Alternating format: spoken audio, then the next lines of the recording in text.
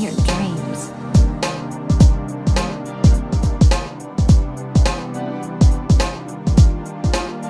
Hey, what's up guys? Welcome back to another Genshin Impact video, and today I'm just going to be talking about how mods save Genshin Impact and Star Rail 2. By the way, if you happen to like the content, just leave a like and subscribe. When I'm talking about mods, I'm purely talking about cosmetic mods. I don't condone cheating, I don't condone hacking. Both Genshin and Star Rail can be played by babies. If you have to cheat or hack to play these games, then you probably have something more than just skill issues. Genshin Impact, if you didn't know, is censored. We got censored outfits for Rosaria, Jean, Amber, and Mona. For global servers, you have an option to switch to these censored outfits. However, in the CN side, they are basically forced to play the censored version. What does this have to do with modding? Well, modding allows CN players to bypass the censored version of the characters. China is basically like the land of censorship. There's no porn allowed, no violence. The Chinese government wants the perfect citizen, so they basically have to ban these things. And since Genshin Impact is very big, it's obviously not going to escape the eyes of the Chinese government. So HoYoverse is basically forced to censor some characters. That way the Chinese government won't behead them or take their organs. You get the idea though, right? Modding basically lets CN players enjoy Genshin Impact without the censorship. So if HoYoverse decided to crack down on modding for Genshin Impact, that's basically telling the CN players, fuck you, you're gonna be playing the censored version of our game. And I don't think HoYoverse even wants to censorship, but they kind of have to, otherwise their organs might end up getting taken out. You may think I'm joking about the organ harvesting, but that shit actually do be happening in CN, especially if you're not following laws, especially if you do get imprisoned in CN. I don't think HoYoverse will censor Star Rail since Genshin Impact already got the treatment. I don't think HoYoverse has to worry about the prying eyes of the CN government. I think it's no secret already that Genshin Impact and arguably Star Rail, they both kind of lack endgame content. Star Rail has some endgame content, but majority of the content in Star Rail, you're basically just auto battling anyways. By the time you get to their end games, you're basically finished with the game. However, with modding, when you're modding characters, it kind of sometimes feels like you have a totally different character. I know it sounds crazy, but you really gotta give modding a shot because sometimes it just feels like you're playing with a totally different character and it can really like change the game.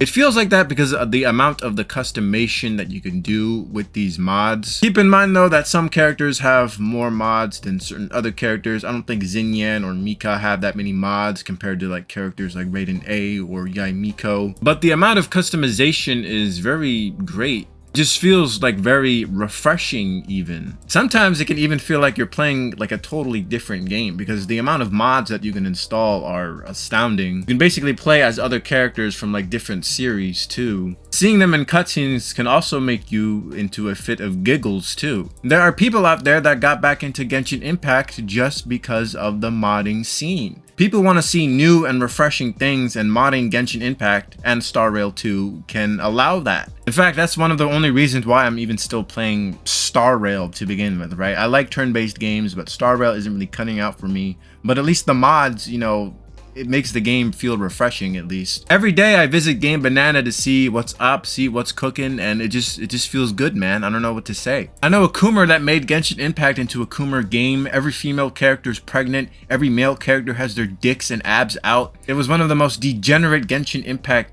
shit I've ever seen, but you know, kudos to them, or kudos to anyone that does that. You can easily turn Genshin Impact into a Coomer game if you wanted to.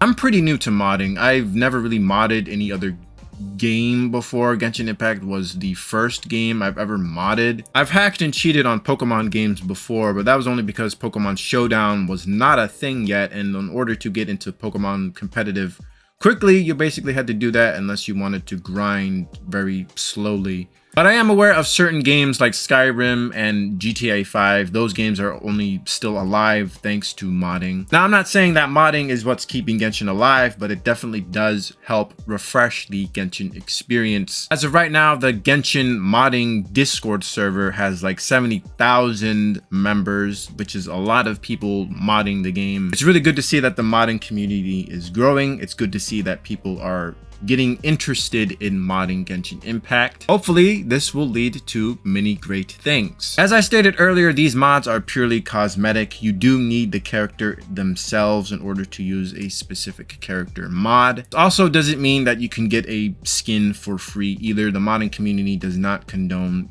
getting purchasable skins for free through modding. Modding can actually make HoYoverse a bit more money because you do need specific characters in order to use specific mods. For example, you do need Ayato on your account if you want to use an Ayato mod. In any normal circumstances, I would never even pull for Ayato, but with certain mods that I want, I might actually consider pulling for Ayato because there's a mod that I want to use with him. Modding can encourage people to pull on specific characters because there's a mod for that character that they really want to use. Obviously, you should spend responsibly. If you do have like some type of gacha addiction, you should probably see some type of therapist for that. Not only does it encourage you to roll for characters, but it can even encourage you to purchase certain skins. Some Genshin skins do have mods in them, and in order to use those mods, you do need the skin itself. Like for Diluc skin, there are mods for that, but in order to use those mods, you do need to purchase Diluc skin. Same thing with Kaching, same thing with any other skin. In order to use those mods for those skins, you do need to purchase those skins themselves. So modding can be a way for HoYoverse to increase their